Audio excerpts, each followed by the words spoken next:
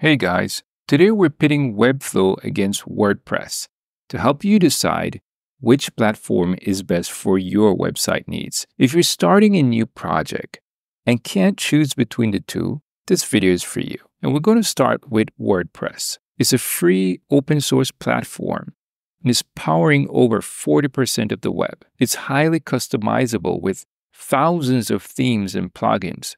However, it requires separate hosting and advanced customization might need coding skills. On the other hand, Webflow is an all-in-one platform with visual, drag and drop design tools, hosting included.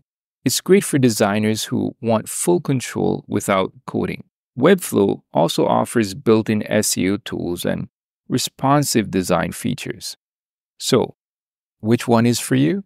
If you prefer a visual design experience and an all-in-one solution, Webflow is your pick.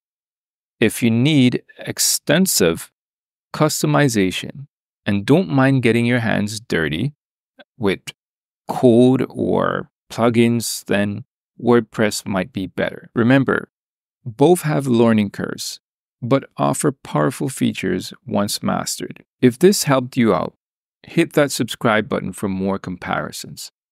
Links to both platforms are in the description. Try them out and see which fits you best.